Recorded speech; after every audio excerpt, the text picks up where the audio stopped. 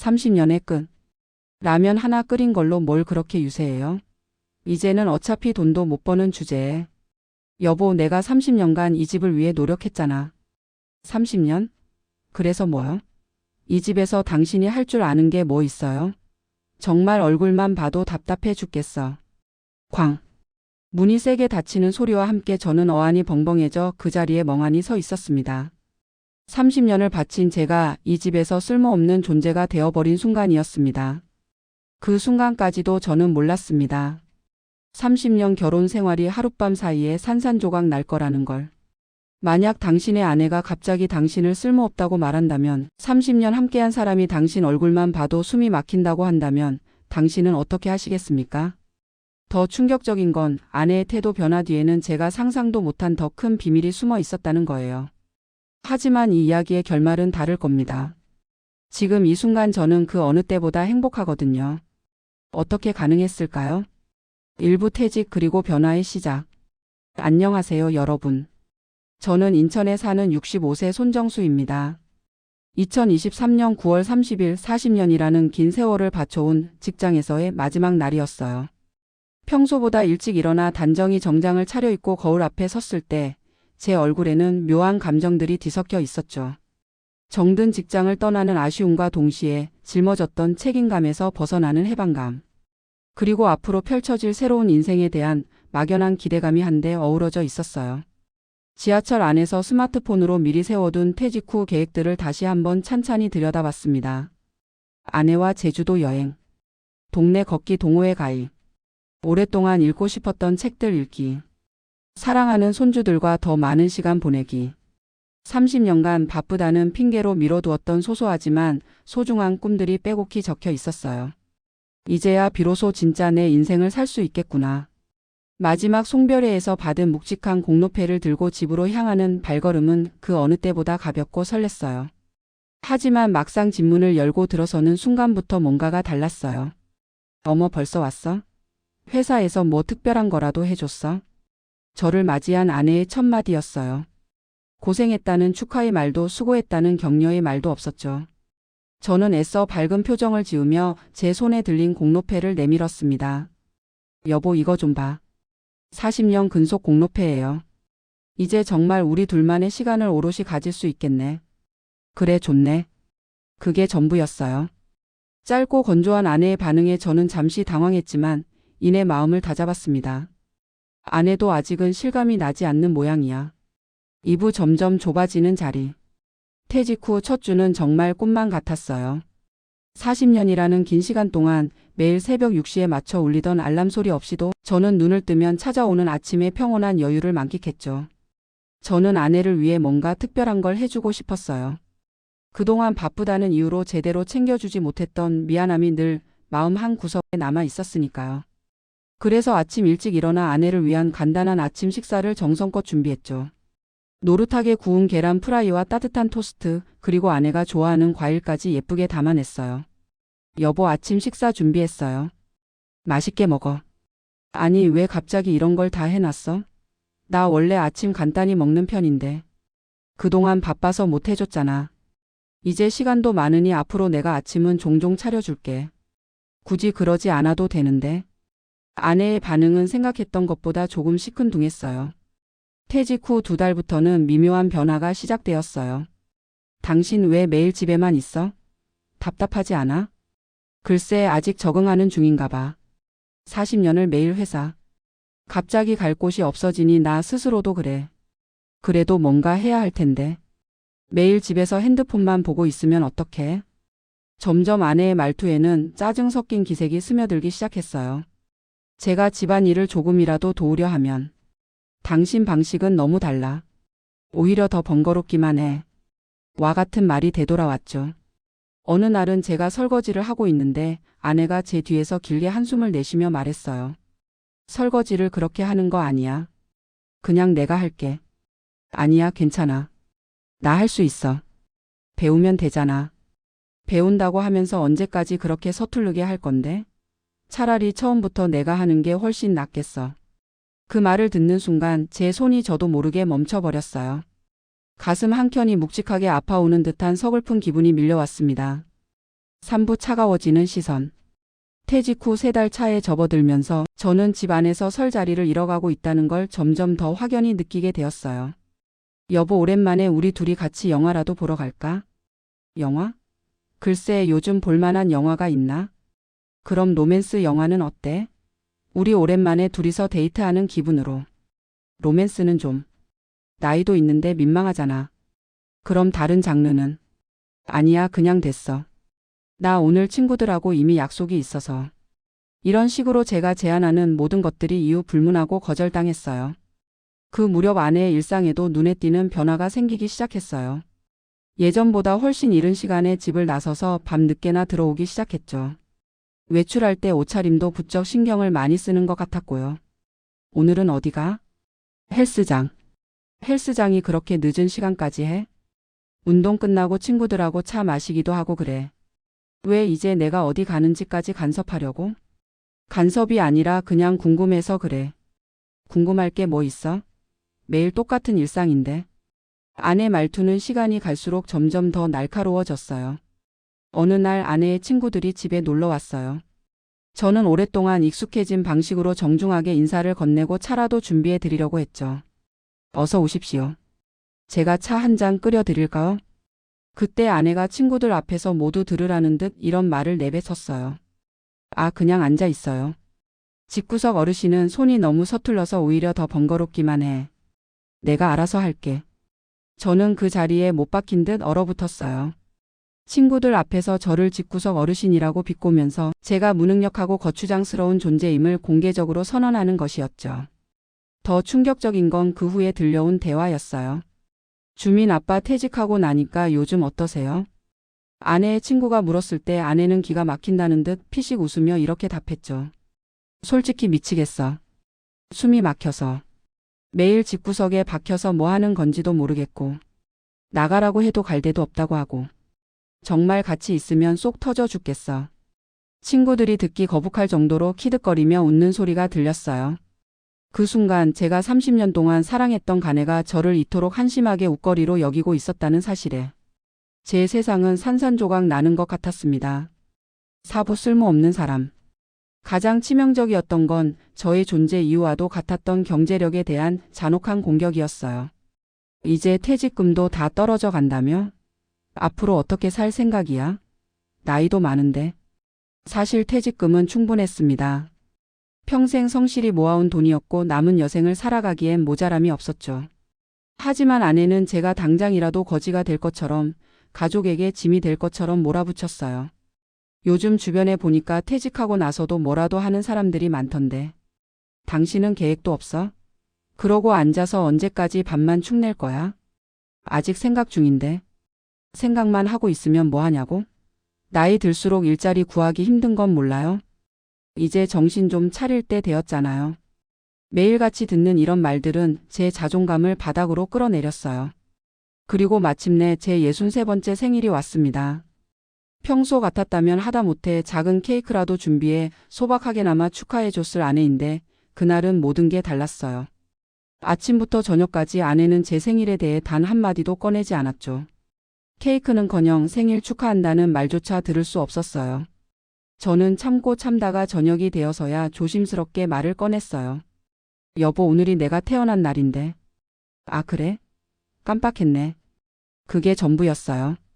미안하다는 말도 늦었지만 축하한다는 따뜻한 말도 없었죠. 그 순간 저는 모든 걸 깨달았어요. 제가 정말로 이 집에서 이 아내에게 더 이상 아무것도 아닌 존재, 가치조차 없는 먼지가 되어버렸다는 거를요. 오부 충격적인 발견. 그리고 며칠 후 마침내 회복할 수 없는 마지막 상처가 터졌습니다. 제가 아침에 라면을 끓이고 있을 때였어요. 당신 적어도 아침밥은 같이 해서 먹으면 좋잖아. 그때 아내가 주방으로 들어서며 차갑게 말했습니다. 라면 하나 끓인 걸로 뭘 그렇게 유세야? 유세라고? 난 아침은 당신과 건강식으로 밥을 먹었으면 하는 말이잖아. 어차피 돈도 못 버는 주제에 라면 하나 끓이는 게 그렇게 대단한 일이야? 여보, 나 30년간 이 집을 위해. 30년? 그래서 뭐? 지금 당신이 뭘 할 수 있는데? 정말 당신이 집에만 있으니 숨이 막혀 죽겠어. 쾅. 아내가 문을 세게 닫고 나간 그 순간 저는 라면 냄비 옆 바닥에 그저 주저앉았어요. 그날 밤 아내의 가방에서 툭 떨어진 명함 하나가 손에 잡혔어요. 저는 무심코 그것을 들었죠. K스포츠 클럽 김민수 트레이너. 제 눈은 그 이름에서 멈추지 않고 명함 뒷면으로 향했어요. 거기에는 사랑하는 연인이 보내는 듯한 하트 표시와 달콤한 메시지가 적혀 있었습니다. 그것은 저희 30년 결혼 생활에 대한 사형 선고였어요. 그동안의 모든 미스터리가, 아내의 갑작스러운 변화가, 저를 향한 그 모든 냉대와 혐오감이 한순간에 설명되었어요. 늦은 기가 부쩍 화려해진 옷차림, 그리고 저를 향한 그 깊은 경멸감. 모든 조각이 맞춰지며 하나의 끔찍한 그림을 완성하고 있었습니다. 며칠 후 저는 아내를 미행했습니다. 30년간 한 번도 단 한순간도 해본 적 없는 일이었죠. 아내는 만보기 운동을 하러 간다고 해놓고 시내의 고급 카페로 향했어요. 저는 멀찍이 서 숨을 죽이며 지켜봤습니다. 그리고 거기서 한 남자를 만났죠. 명함에서 보았던 바로 그 이름 김민수인 듯. 카페 창문 밖에서 지켜본 두 사람의 모습은 절대 단순한 트레이너와 회원의 관계가 아니었어요.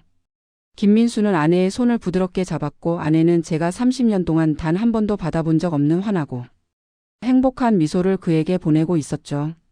30년 동안 오직 저만 바라보던 그 눈빛으로 다른 남자를 바라보는 아내. 그 순간 저희 세상은 마치 거대한 건물처럼 와르르 무너져 내렸습니다. 6부 마지막 대면.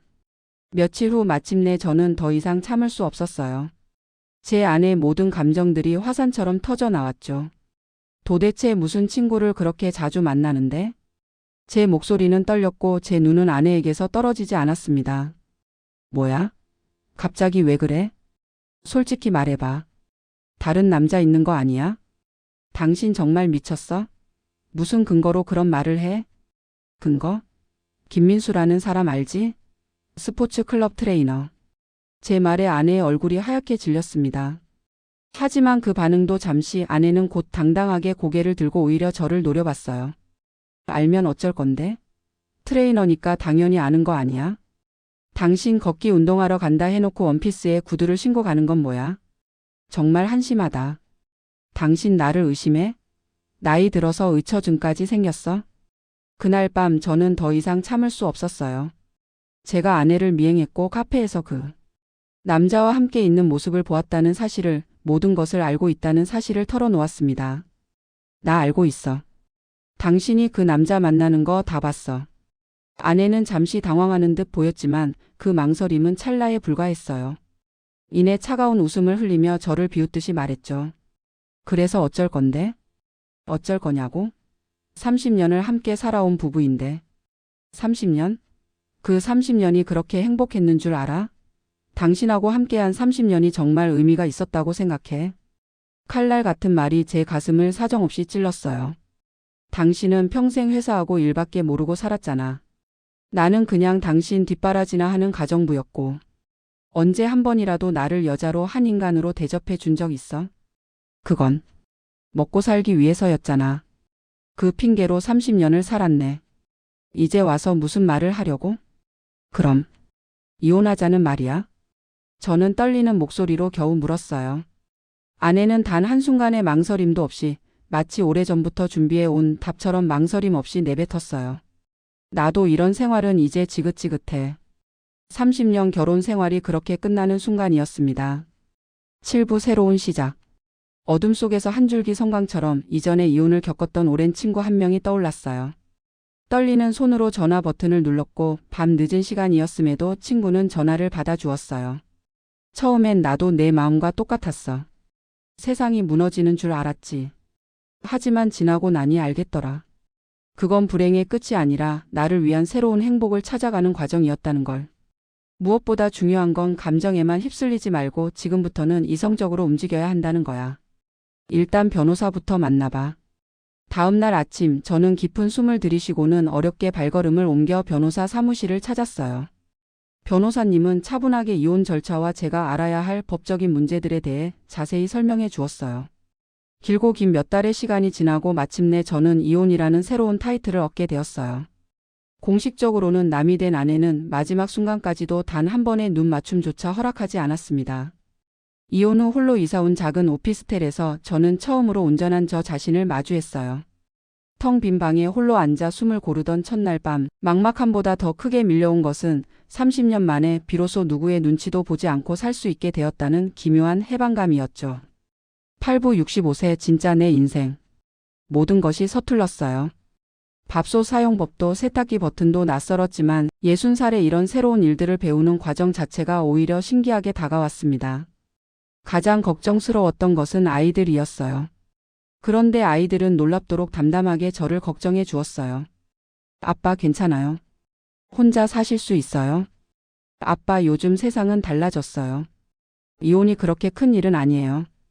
오히려 불행하게 사시는 게 더 안 좋은 것 같아요. 저는 퇴직 후 오랫동안 잃고 지냈던 나를 위한 시간을 찾아 나섰어요. 매일 아침 동네 걷기 동호회에 나가 시원한 바람을 맞으며 걷는 동안 복잡했던 머릿속이 맑아지는 것을 느꼈습니다. 문화센터의 탁구 교실에 가입해 처음에는 공 하나 제대로 못 쳤지만 동료들의 유쾌한 응원과 격려에 힘입어 제법 공을 받아 넘기게 되었어요. 또 예상치 못했던 즐거움은 사진이었어요. 스마트폰으로 무심히 지나쳤던 작은 꽃이나 길가의 풍경을 담는 순간순간이 제게는 큰 기쁨이자 새로운 발견이었죠. 그리고 뜻밖의 소중한 인연도 만났어요. 탁구 교실에서 알게 된 김 선생님. 저처럼 혼자 지내는 그분과의 만남은 외로웠던 제 일상에 잔잔한 위로를 가져다 주었죠. 요즘 어떻게 지내세요? 그냥 그렇게 살고 있어요. 선생님은요? 별것 아닌 대화였지만 누군가와 이렇게 일상적인 이야기를 나눈다는 것이 얼마나 큰 위로가 되는지 깨달았어요. 비록 사귀는 관계는 아니었지만 그저 가끔 함께 차를 마시고 영화를 보는 것만으로도 충분했어요. 이 나이에 무슨 연애겠어요? 그저 서로에게 따뜻한 동반자가 되어 외롭지 않게 해주는 그런 편안한 관계가 참 소중했습니다. 행복의 재발견. 이혼한 지 2년이 지났지만 삶이 극적으로 변한 건 없어요. 여전히 서툴고 경제적으로도 빠듯한 혼자만의 생활이 이어지고 있죠. 하지만 확실히 달라진 게 있다면 제 마음이 편해졌다는 사실이에요. 거울을 보면 예전보다는 밝아 보여요. 가끔 아이들이 아빠 많이 좋아 보여요라고 해줘요. 그럴 때 정말 다행이라는 생각이 들어요. 지난주에 김 선생님과 동네 카페에서 차를 마시고 있었는데 옆 테이블 젊은 부부가 서로 얼굴도 안 보고 각자 핸드폰만 들여다보고 있더라고요. 그걸 보니까 문득 저게 진짜 외로운 거구나 싶었어요. 우리는 그 순간 소소한 일상부터 인생 얘기까지 진솔하게 나누며 웃고 있었거든요. 그때 깨달았어요.